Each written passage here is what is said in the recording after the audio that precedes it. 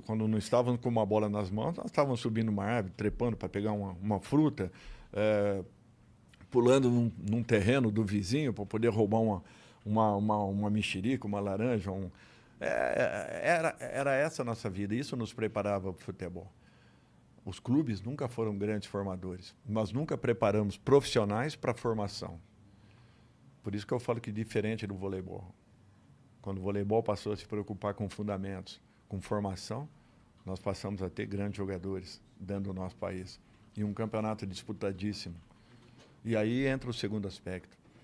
Nossos jogadores vão embora muito cedo. Sim. Quer dizer, nós não tínhamos a formação. Hoje nós perdemos a rua, temos só o futebol de salão como grande formador. Anteriormente nós tínhamos a rua e o futebol de salão. A criança passava o dia todo com uma bola nos pés. E, inconscientemente ele estava petecando uma bola, jogando na parede, fazendo um gol caixão, brincando, ralando o joelho, aprendendo a sofrer, aprendendo a ter resiliência, aprendendo a se preparar para a vida. Essa é a minha opinião. De repente isso sumiu. Perdemos esse formador. Ficamos com o futebol de salão, que ainda, graças a Deus, ainda nos ajuda nesse processo todo, melhorando e qualificando os nossos atletas. Mas não é o suficiente.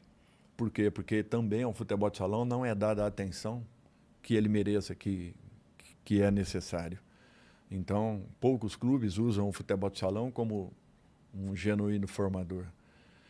E com isso, o europeu passou a entender o que acontecia no futebol brasileiro e sul-americano. Tanto é que a pergunta, quando se vai lá, é como que vocês fazem para ensinar os jogadores a driblarem? Uhum. E o drible é uma coisa natural do atleta. Tanto é que nós estamos perdendo, porque nós perdemos a rua, nós perdemos o drible, nós perdemos a essência da nossa formação. A nossa formação nunca precisou ser tão tática. Por isso que quando falam que o treinador era defasado taticamente, é lógico que era defasado. Nós tínhamos jogadores que faziam a diferença no mano a mano, no 1 para 1, na jogada que ninguém esperava, no improviso. Isso nós sempre fizemos. E o vôlei é assim também, o basquete é assim, a partir do momento que consigamos ter uma equipe competitiva de basquete. O diferencial do jogador brasileiro é impressionante, porque ele também sabe improvisar, como o americano improvisa no basquete. Então, essa essência nós acabamos deixando para trás. E hoje, os nossos garotos saem do país com 16, 17 anos, são vendidos, não jogaram 60 partidas com a camisa dos seus clubes. O Vinícius Júnior saiu do Flamengo, se não me falha a memória, não tinha 50 partidas com a camisa. Paquetá da mesma forma, um pouco diferente do Neymar. Neymar, ele jogou mais de 200 partidas com a camisa do Santos. Ele deu um retorno técnico e depois um retorno financeiro ao clube. É um pouco diferente. Só que ele já saiu formado. Ele não finalizou a sua formação na Europa. Os nossos jogadores, ao contrário, estão finalizando as suas formações na Europa. Os nossos grandes jogadores. Felipe Coutinho finalizou a sua formação na Europa. Vinícius Júnior... formando ainda, né? Está finalizando a sua formação. Rodrigo dos Santos está finalizando a sua formação. Os nossos meninos aí que subiram estão da mesma forma. Então, assim, e a essência do nosso futebol? E o principal? Aquilo que se joga no nosso país. Então, esse é o processo. Nós temos que resgatar a essência do futebol brasileiro, que nós perdemos em algum momento aí atrás, que nós deixamos passar. Hoje, nós vamos falar de jogadores fintadores. Ontem, todas as manchetes foram em cima de quem? Michael. E aí eu pergunto para vocês, quantos outros Michaéis nós temos o Michael é esse exemplo. O Michael, há 3 anos atrás, estava na Várzea, né? Uma coisa então, assim. Exatamente. Há alguns anos, né? Exatamente. Então, nós temos hoje o Henrique Everton também. Cebolinha. O Henrique também era do Também, da mesma forma. O Everton Cebolinha, nós temos o menino do Grêmio, que está jogando agora, está voltando de novo, o Ferreirinha. Nós temos o Michael, nós temos, talvez, no Sampaio Corrêa, um garoto que já há algum tempo não é mais garoto, está com uns 27, 28 anos, mas que também é um fintador, eu esqueço sempre o nome dele, me desculpem até. Mas são poucos jogadores, são poucos armadores, são poucos fintadores que nós temos no nosso país. Mas isso também não é uma coisa que, assim, meio que... Eu não entendo, tá? Talvez você possa me explicar isso. que tá meio que se institucionalizando que dependendo do drible não pode. Recentemente teve a partida do Internacional, que quem foi o garoto? Pimentinha? Não sei, veio pra mim. Pimentinha, exatamente. Não, do Internacional, quem foi? Da embaixadinha? Maurício. Deram um lançamento pra ele sozinho, sem marcação. Ele dominou, dando embaixadinha e foi indo em direção ao gol. Sim. Tomou o cartão amarelo, sabe? Fica louco. Eu acho que esse mimimi, esses absurdos que têm acontecido com o futebol, né, de um modo geral, e são esses pequenos detalhes que mostram que nós estamos num caminho errado. Isso aí tem contribuído para tirar o brilhantismo de uma partida, para tirar a estética de uma partida. Ontem o Michael dominou uma bola. Mas ele não foi nem o juiz, foi o jogador do São Paulo. Aí né? os outros jogadores ficaram putos com ele porque ele tava sozinho também. Ele só dominou a bola. Porque parece que isso é um desrespeito. E não é isso. Não é isso. Eu acho que o jogador tem que ter essa liberdade. Quem sabe fazer, tem que fazer. Quem sabe balançar, tem que balançar. Então, nós temos que voltar a valorizarmos isso. Valorizarmos os nossos jogadores do 1 para 1. Os jogadores da individualidade. Sabe por quê? Um posicionamento técnico-tático, hoje, todo mundo conhece. Todo mundo sabe o que uma equipe produz. Todo mundo sabe a leitura dos movimentos que uma equipe faça, atacando, ou você precisa fazer para que possa se defender, para possa neutralizar. Então, o que vai fazer a diferença? Mais uma vez, é o 1 para 1. Mais uma vez, é o improviso. Mais uma vez, é a finta. Mais uma vez, é a jogada que ninguém espera. E é isso que nós temos que tentar resgatar ao futebol brasileiro e sul-americano, de um modo geral. Eu acho que hoje a Argentina, por exemplo, ela está valorizando o trabalho dos meias. Hoje, você pega um time da Argentina, talvez não tenha um atacante de origem, aquele atacante fixo, aquele atacante, mas em compensação tem 4 ou 5 meias de altíssimo nível que estão a todo momento presentes na área adversária e também fazendo o papel de organização, de coordenação de equipe. São jogadores que não só ficam por trás, são jogadores que tocam e infiltram, buscam o último movimento. Então, é uma valorização do trabalho dos meias, coisa que nós perdemos também em algum instante. Então, vocês veem que o futebol brasileiro e sul-americano, que sempre foi um futebol de ataque, nós passamos a ter muitas dificuldades de encontrarmos dentro do nosso país os nossos meias de organização, os nossos números 10 e principalmente os nossos atacantes que chamam o adversário para finta. Por quê? Porque jogadores de contenção, de posicionamento, jogadores de esquema, isso daí você encontra a todo momento. Você trabalhando bem um garoto que não tem tanta técnica, de repente ele se torna um ótimo jogador naquela função. Mas ele jamais vai fazer uma jogada que desestabilize, que desequilibre e que quebre a última linha adversária. Tem alguma coisa que o treinador pode fazer nesse sentido? Olha, quando o jogador chega nas mãos do treinador, ele já chega com a sua formação quase que completa. Ele vai finalizá-la a partir do momento que ele tenha 60, 70, 80, 100 jogos com a camisa do time principal. Aquilo é a finalização da formação desses garotos. Particularmente, eu vou falar pela minha comissão. Nós procuramos dar muita atenção em trabalhos técnicos, ainda hoje.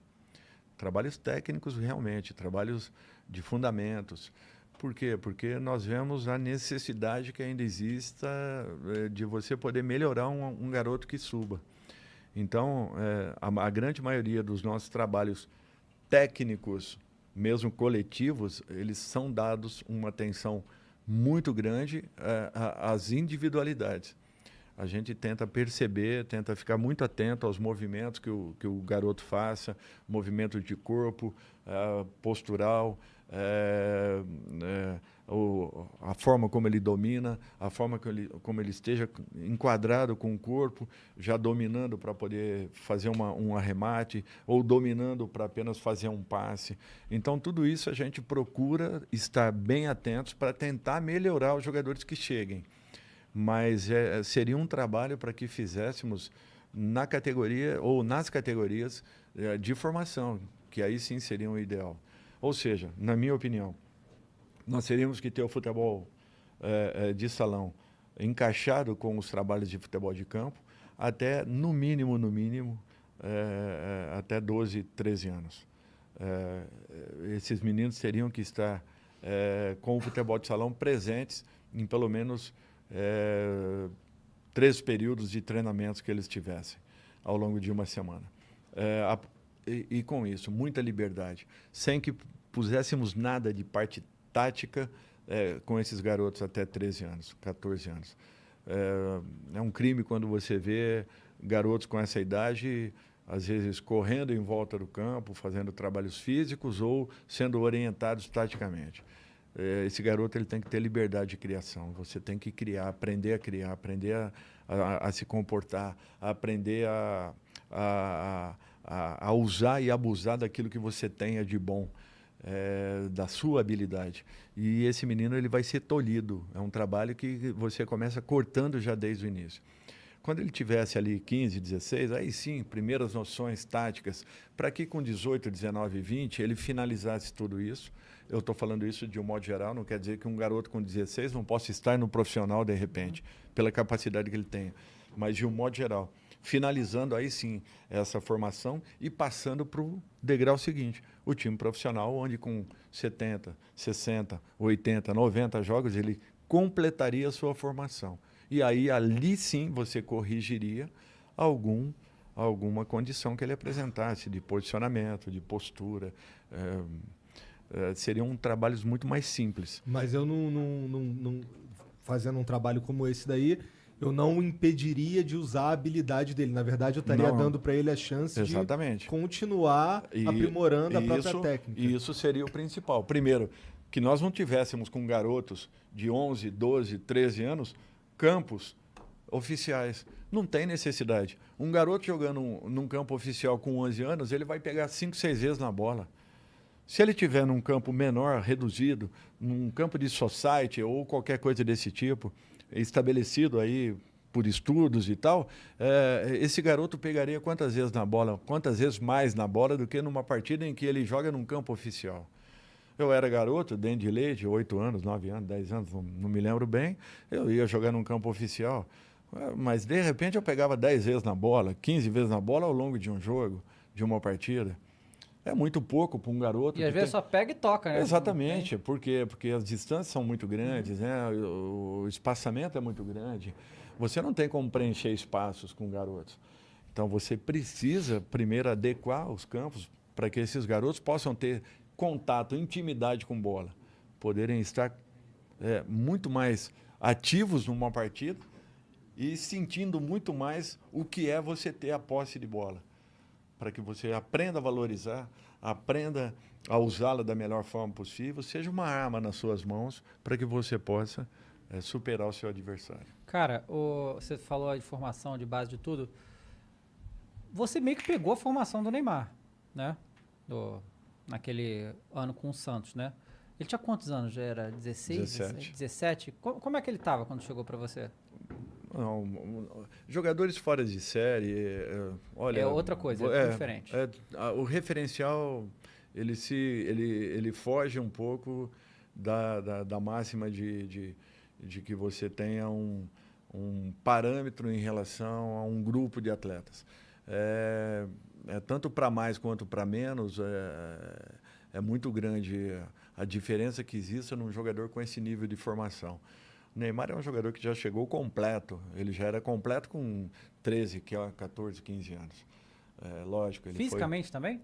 Não, fisicamente ele foi evoluindo, ele foi crescendo, ele foi melhorando. A mudança física de um atleta ela é muito grande em 3 meses, 4 meses. É outro aspecto que eu sempre questionei muito. Um garoto nascido em dezembro, ele tem uma defasagem de 12 meses em relação a um garoto nascido em janeiro do mesmo ano. Né? 12 meses de diferença. E ele joga contra esse mesmo garoto, ou melhor, ele compete com esse mesmo garoto que já tem 12 meses à frente dele. Por isso que quando a gente pega aí os jogadores, a idade dos jogadores, nós vamos ver que nos primeiros 3 meses do ano, a grande maioria dos jogadores que deram certo na vida são jogadores de janeiro, fevereiro, março, abril, maio, junho, um pouquinho menos. Julho, agosto, setembro, bem menos. Por quê? Porque a idade... Então, essa para mim era a primeira mudança que nós tínhamos que fazer no nosso calendário. Campos menores, garotos que, finalizando 20 anos, qual é o teu mês? Setembro. Então, eu vou finalizar a minha formação quando eu completar 20 anos, no mês de setembro, no dia...